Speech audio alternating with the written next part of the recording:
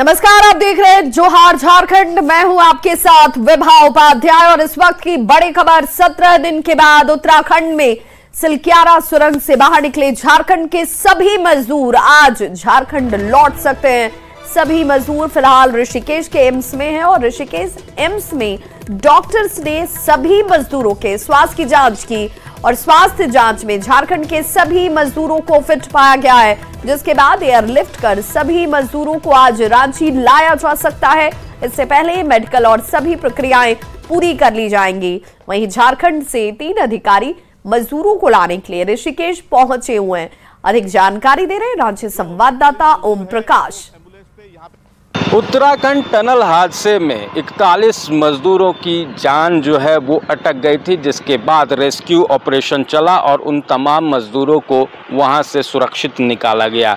बता दें कि इसमें 15 मजदूर झारखंड के भी थे और उन्हें अब राज्य वापसी को लेकर सरकार की तरफ से व्यवस्थाएं जो हैं वो की जा रही हैं, जिसके तहत बहुत संभव है कि आज जो 15 मजदूर हैं उन्हें झारखंड लाया जाए। इसे लेकर एयरलिफ्ट करने की भी योजना जो है वो सरकार के द्वारा की गई है। 3 पदाधिकारियों की टीम भी वहां पर पहुंची हुई है और तमाम चीज़ों की जानकारी ली जा रही है। जो जानकारी मिल रही है उसके अनुसार ऋषिकेश एम्स के डॉक्टरों ने उन मजदूरों की जांच की है, जिसमें झारखंड के 15 मजदूर थे, उन्हें मेडिकली फिट बताया गया और बहुत संभव है कि आज अगर सब कुछ ठीक रहा तो जो 15 मजदूर हैं जो झारखंड के वो रांची पहुंच सकते हैं। इसे लेकर सरकार की तरफ से भी तमाम व्यवस्थाएं जो हैं वो की जा रही है। रांची से न्यूज़ 18 के लिए ओम प्रकाश।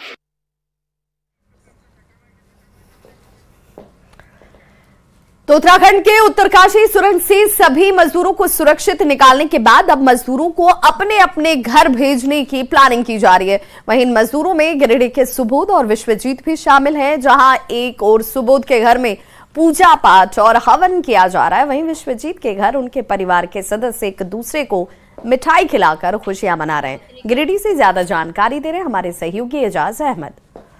उत्तराखंड के Uttarkashi tunnel rescue operation successful हो चुका है और इसमें जो 41 मजदूर फंसे हुए थे तमाम लोगों को अब निकाल लिया गया है। इन मजदूरों में से जो गिरिडीह के भी 2 थे, एक सुबोध वर्मा और दूसरे विश्वजीत। आज हम विश्वजीत के घर में मौजूद हैं। तस्वीरों में साफ देख सकते हैं ये गिरिडीह प्रखंड के ये केसोडीह में पड़ता है और यहाँ पे पूरे परिवार खुश हैं और अभी थोड़ी देर पहले ही विश्वजीत से इन लोगों ने बातचीत किया है और यहाँ पे आप साथ देखते हैं जो मिठाई के डब्बे हैं, जो रिश्तेदार हैं वो लेकर के आ रहे हैं और कहीं ना कहीं एक दूसरे को मिठाई खिला करके बांट करके ये लोग खुशी का इजहार कर रहे हैं। थोड़ी देर पहले ही पूजा पाठ किया गया है। तो जब तक ये फंसा रहा, 17 दिनों तक लगातार फंसे रहे, तब तक आप लोगों की क्या स्थिति थी? मानसिक स्थिति?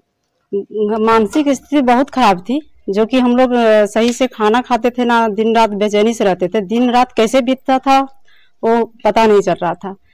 हमेशा भगवान के ऊपर ही हम लोग का ध्यान रहता था कि भगवान उन लोग को सुरक्षित वापस ला दे। अब निकाला जा चुका है, क्या बातचीत हुई? हाँ, बातचीत हुई और अब निकाला जा चुका तो सब घर परिवार सबको हम लोग खुश हैं। विश्वजीत आपके कौन लगते हैं? देवर।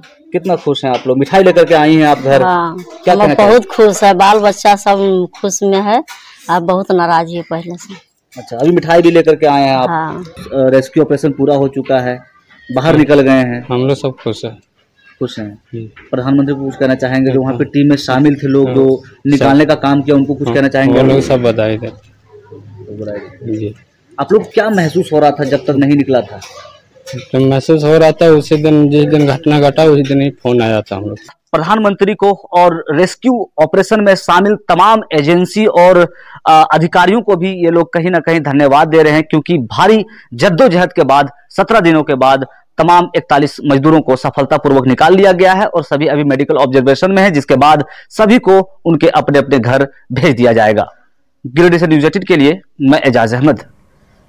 और इस वक्त बड़ी खबर हॉकी से जुड़ी हुई, जिसमें FIH जूनियर महिला विश्व कप चैंपियनशिप में जूनियर भारतीय महिला हॉकी टीम का शानदार आगाज हुआ है। जी हां, भारतीय जूनियर महिला टीम ने कनाडा को 12-0 से शिकस्त दी है। खास बात रही कि इस मैच में झारखंड की दीपिका सोरेंग ने 3 गोल दागे हैं। FIH जूनियर महिला विश्व कप में भारत की अब तक की सबसे बड़ी जीत है। आपको बता दें कि चिली में junior women's hockey world cup का आयोजन हो रहा था और जहां से भारतीय टीम की जीत की बड़ी खबर इस वक्त सामने। भारतीय महिला हॉकी टीम ने ये शानदार जीत हासिल की है, कनाडा की टीम को 12-0 से शिकस्त दी है। इसलिए अच्छा खेले कि हमारी टीम ने बहुत अच्छा खेली और बहुत हमने इसके लिए मेहनत किया है, तो कहीं ना कहीं वो हमें अभी हमने किया है तो हमें बहुत अच्छा लगा।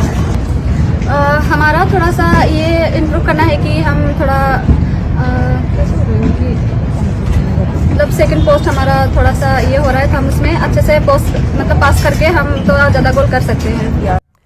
प्रधानमंत्री नरेंद्र मोदी आज देवघर एम्स में देश के 10,000वें प्रधानमंत्री जन औषधि केंद्र का लोकार्पण ऑनलाइन करने वाले हैं। इसके उद्घाटन के बाद जेनरिक दवा यहां पर उपलब्ध रहेगी, जो कि बाजारी मूल्य से करीब 60 से 70% कम दर पर मरीजों को हासिल होगी। इसके तहत 600 से अधिक हाई क्वालिटी की दवाएं और 150 से अधिक सर्जिकल दवाएं भी उत्पाद जो होते हैं वो दुकानों में यहां पर मौजूद होंगे। देवघर एम्स में देश के 10,000वें जन औषधि केंद्र के लोकार्पण में केंद्रीय स्वास्थ्य मंत्री मनसुख मांडविया भी शामिल होंगे। वहीं गोड्डा सांसद निशिकांत दुबे भी देवघर एम्स में मौजूद रहेंगे। इस खबर पर ज्यादा जानकारी दे रहे हैं संवाददाता मनीष दुबे। के लिए एक ऐतिहासिक क्षण है जब all India institute of medical science यानी एम्स में प्रधानमंत्री जन औषधि केंद्र का उद्घाटन आज प्रधानमंत्री नरेंद्र मोदी के द्वारा ऑनलाइन किया जाएगा। आपको बता दें कि जेनरिक दवाइयाँ प्रधानमंत्री जन औषधि केंद्र में लगभग 50 से 60% कम के दर में मिलती है, जिससे मरीजों को काफ़ी राहत मिलती है, उनके पॉकेट से खर्चे कम होते हैं। और all India institute of medical science Deoghar यानी एम्स देवघर में लगातार कई सुविधाएं यहाँ के लोगों को लिए दी जा रही है। आपको ये भी बता दें कि ये झारखंड का इकलौता एम्स है जहाँ पर देवघर में ये एम्स है जहाँ पर तमाम व्यवस्थाएं दुरुस्त की जा रही हैं, तमाम नई व्यवस्थाएं यहाँ पर प्रधानमंत्री नरेंद्र मोदी के द्वारा दिया जा रहा है। और आज जो है ये ऐतिहासिक क्षण है जब प्रधानमंत्री ऑनलाइन जन औषधि 10,000वां जन औषधि केंद्र का उद्घाटन करेंगे और लोगों को यहाँ पर काफ़ी सुविधा, जो यहाँ के लोग हैं उन्हें ये सुविधा मिलने जा रही है। तो कुल मिलाकर जो है अब यहाँ पर देवघर एम्स में प्रधानमंत्री जन औषधि केंद्र खुल जाने से यहाँ के लोगों को काफ़ी राहत मिलेगी, साथ ही साथ पूरे झारखंड वासी को भी काफ़ी राहत इस देवघर एम्स से स्वास्थ्य विभाग से मिलने जा रहा है। आपको ये भी बता दें कि लगभग 600 से अधिक उच्च क्वालिटी के दवाइयाँ इस प्रधानमंत्री जन औषधि केंद्र में रहेंगी। साथ ही साथ 150 से अधिक सर्जिकल जो दवाइयाँ होती हैं वो भी यहाँ पर अवेलेबल रहेंगी। तो कुल मिलाकर हम ये कह सकते हैं कि लगातार देवघर में एम्स एक नए आयाम लिख रहा है और प्रधानमंत्री नरेंद्र मोदी के द्वारा लगातार इस देवघर एम्स को भी नई सौगात दी जा रही है ताकि पूरे झारखंड वासी को यहाँ पर स्वास्थ्य का लाभ मिल सके। मनीष दुबे, न्यूज़ 18 देवघर। तो केंद्रीय गृह मंत्री अमित शाह 2 दिवसीय झारखंड दौरे पर आज शाम रांची पहुंचने वाले हैं। केंद्रीय गृह मंत्री कल यानी कि 1 दिसंबर को बीएसएफ के हजारीबाग मेरू कैंप में रेजिंग डे समारोह में शामिल होंगे। अमित शाह के दौरे के मद्देनजर रांची और हजारीबाग पुलिस को विशेष रूप से अलर्ट किया गया है। जानकारी के मुताबिक अमित शाह 30 नवंबर की शाम 4:30 बजे रांची एयरपोर्ट पर पहुंचेंगे। वहां से वे बीएसएफ के हेलीकॉप्टर से हजारीबाग मेरू कैंप के लिए रवाना होंगे। मेरू कैंप में रात्रि विश्राम के बाद कल वे रेजिंग डे समारोह में शामिल होने वाले हैं। केंद्रीय गृह मंत्री के इस दौरे को लेकर सुरक्षा के व्यापक इंतजाम इस वक्त पूरी कर ली गई है और पुलिस मुख्यालय की ओर से हर स्तर पर मॉनिटरिंग की जा रही है। माननीय केंद्रीय गृह मंत्री जी का जो कार्यक्रम है झारखंड में, उससे संबंधित सभी आवश्यक तैयारियां की गई है और विशेषकर रांची और हजारीबाग में इस विजिट को लेके जो भी आवश्यक सुरक्षात्मक जो तैयारियां हैं उसके लिए पूरी तैयारियां की गई है। जो भी आवश्यकताएं बताई गई थी उन सभी को पुलिस मुख्यालय की ओर से प्रोवाइड किया गया है और इसकी मॉनिटरिंग भी लगातार की जा रही है।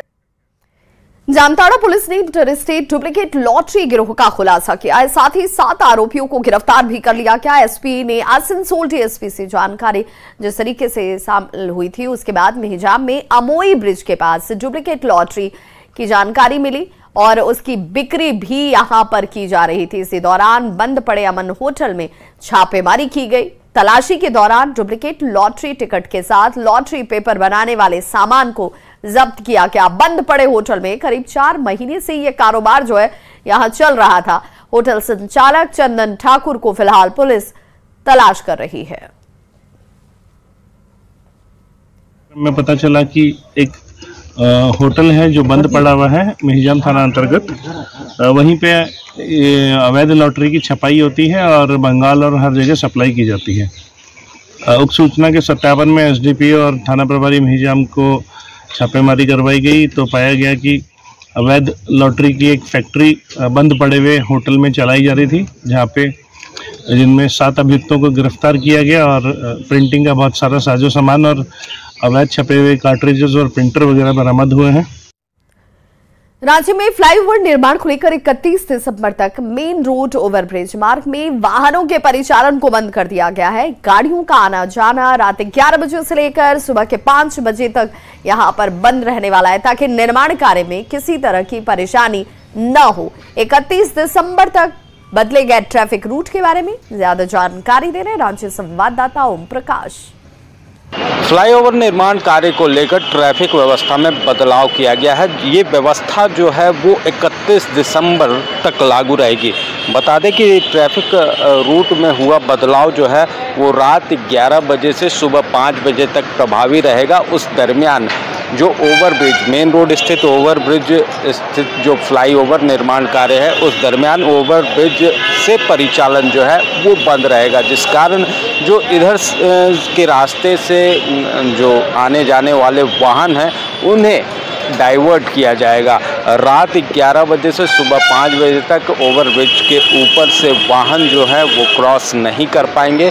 जो भी वाहन आने होंगे अगर वो मेन रोड की तरफ से आते हैं तो उन्हें कड्रू वाले रास्ते में घूमना पड़ेगा, जबकि जो डोरंडा की तरफ से आने वाले वाहन हैं उन्हें भी देवेंद्र मांझी चौक जो कड्रू का रास्ता है उसे पकड़ते हुए मेन रोड की तरफ जाना होगा। तो पूरी तरह से अगर कहा जाए तो ट्रैफिक रूट में बदलाव किया गया है ताकि जो निर्माण कार्य है उसमें किसी तरह की परेशानी ना आए। पूर्व में भी इस तरह के बदलाव किए गए थे, बावजूद अभी तक जो निर्माण कार्य है वो अभी और भी लंबा चलना है, जिस वजह से जो फ्लाईओवर में का कार्य है वो प्रभावित ना हो, उसे देखते हुए ये जो कवायद है वो की गई है। रांची उपायुक्त के दिशा निर्देश में ये बदलाव किया गया है। रांची से न्यूज़ 18 के लिए ओम प्रकाश। रामगढ़ में पतरातू डैम का हजारों गैलन पानी हर दिन ऐसे ही यूं ही बर्बाद हो रहा है बहकर, जबकि ग्रामीण इलाकों के लोग इसी बूंद बूंद पानी के लिए तरस रहे हैं। लोगों का कहना है कि अगर इस पानी को उनके घरों तक पहुंचा दिया जाए तो उन्हें पानी के लिए जहां तहां भटकना नहीं होगा। बता दें कि पतरातू डैम से पीटीपीएस आवासीय क्षेत्र, सीसीएल की कॉलोनी और छावनी इलाके में पानी की सप्लाई की जाती है, लेकिन ये पाइप बीच से देखिए फटा हुआ है। हजारों गैलन पानी यूं ही बहकर बर्बाद हो रहा है। इस खबर पर ज्यादा जानकारी दे रहे रामगढ़ संवाददाता जावेद खान। पतरातू डैम का हजारों गैलन पानी प्रतिदिन यूं ही बहकर बर्बाद हो रहा है। आप कैमरे के माध्यम से देख सकते हैं, मैं इस वक्त मौजूद हूं पतरातू क्षेत्र में। आप देख सकते हैं कि किस तरह से हजारों गैलन पानी की बर्बादी हो रही है। यही पानी अगर आसपास के इलाकों में लोगों को मिले तो लोगों को पेयजल की दिक्कत नहीं होगी, लेकिन आप देख सकते हैं कैमरे के माध्यम से किस तरह से पानी की बर्बादी हो रही है।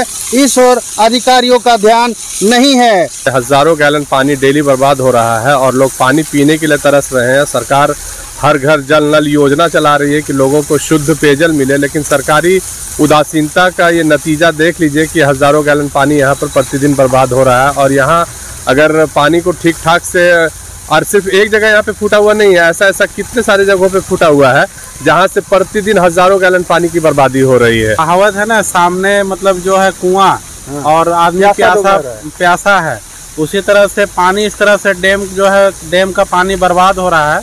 और जो ग्रामीण है जिसने जमीन दे के अपना डैम बनवाया, वो सारे बूंद पानी के लिए तरस रहे हैं। बूंद बूंद के लिए वो ग्रामीण पानी के लिए तरस रहे हैं। क्या चाहते हैं?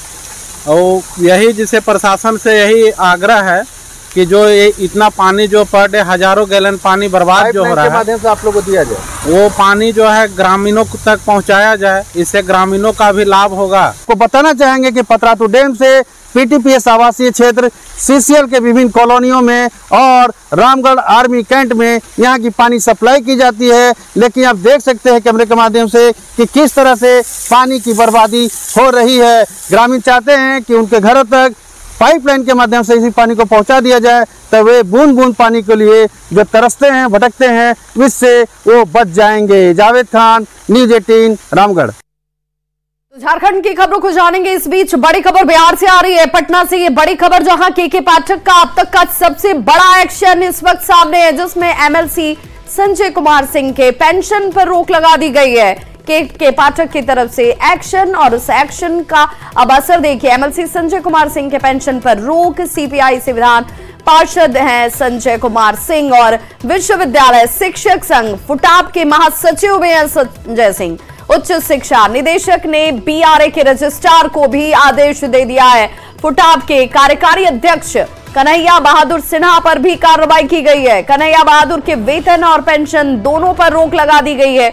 दोनों ने विश्वविद्यालय को दिए गए निर्देश का विरोध किया था। हर शिक्षकों को कम से कम 5 कक्षाओं के संचालन के आदेश का विरोध किया गया था। गैर हाजिर बच्चों के नाम काटने के आदेश का भी विरोध हुआ था। शिक्षा विभाग ने विरोध को गैर पेशेवर व्यवहार बताया है। आदेश का विरोध करना कहीं से भी बर्दाश्त के लायक नहीं है। तो ये बड़ी कार्रवाई अब इस वक्त एसीएस के पाठक की तरफ से, जिसमें के पाठक ने संजय सिंह जो कि एमएलसी हैं उनके वेतन पर रोक लगा दी है, पेंशन पर रोक लगा दी है। एमएलसी संजय कुमार सिंह के ऊपर ये बड़ी कार्रवाई और सीपीआई से विधान पार्षद संजय कुमार के ऊपर ये बड़ा असर, जिसमें फुटाब के महासचिव संजय सिंह के पेंशन पर रोक इस वक्त लगाई गई है। उच्च शिक्षा निदेशक की तरफ से आदेश जारी कर दिया गया है। बीआरए के रजिस्ट्रार को इस बाबत आदेश अब दे दिया गया है और बताया गया है कि जो व्यवहार इन लोगों की तरफ से किया गया था वो पेशेवर व्यवहार नहीं है। और सहयोगी रजनीश हमारे साथ इस वक्त ज्यादा जानकारी के साथ फोन लाइन पर जुड़ गए। रजनीश, एमएलसी संजय कुमार जो सिंह है उनके ऊपर ये कार्रवाई, ये माना जाए कि एक बड़ा मैसेज देने का प्रयास किया गया है कि जो कहा जा रहा है वो अमल में लाया जाएगा। अब किसी के भी व्यवहार को जो कि नियम संगत नहीं होगा उस पर अब गाज गिरेगी। बिल्कुल, देखिए विभा, पहली बार इतना बड़ा एक्शन हुआ है क्योंकि के पाठक जो है लगातार जो आदेश है वो देते रहे हैं और स्कूल से लेकर विश्वविद्यालयों पर उनकी नजर है। ऐसे में स्कूल के जो शिक्षक हैं उनके खिलाफ तो लगातार पिछले 48 घंटे में कार्रवाई हो रही है। शो कॉज के साथ साथ एक्शन जारी है। इस बीच बीआरए यूनिवर्सिटी मुजफ्फरपुर में कार्यरत थे डॉक्टर संजय सिंह जो लेफ्ट के एमएलसी हैं और ये फुटाब के महासचिव भी हैं। इसके साथ साथ कन्हैया है, वो भी जो है वहां के कार्यकारी अध्यक्ष हैं।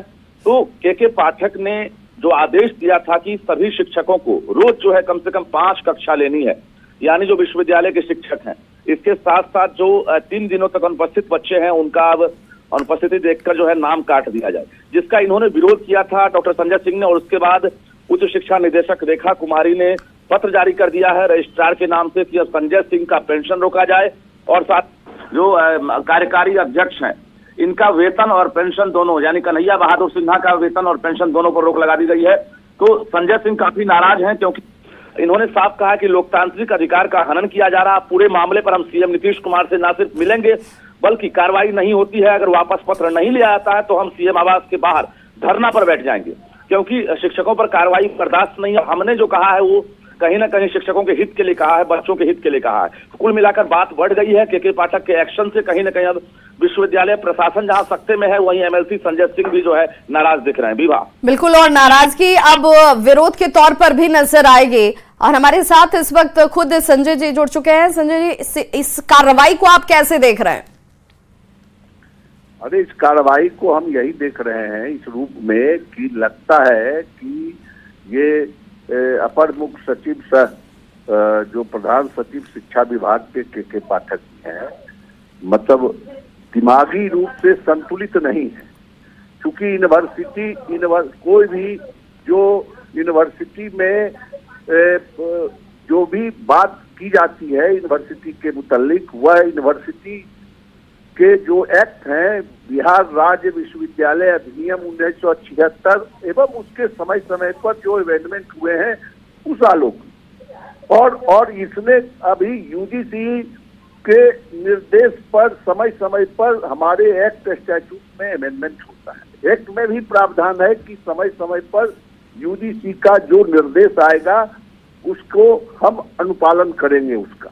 तो यूजीसी के निर्देश और उसके गाइडलाइन को देखा जाए कि एक दिन में लेक्चरर को कितने क्लास लेने हैं, रीडर को कितने क्लास लेने हैं, प्रोफेसर को कितने क्लास लेने हैं। लेकिन संजय जी, आपके ऊपर आरोप लगाया जा रहा है, कहा जा रहा है कि जो एक व्यवहार होना चाहिए, पेशेवर व्यवहार होना चाहिए, जो गाइडलाइंस जिसका हवाला आप भी दे रहे हैं वो पेशेवर व्यवहार आप नहीं कर रहे हैं। 5 कक्षाएं लेने पर आपत्ति क्यों है? 3 दिन तक अनुपस्थित बच्चों के नाम को काटने पर आपत्ति क्यों है?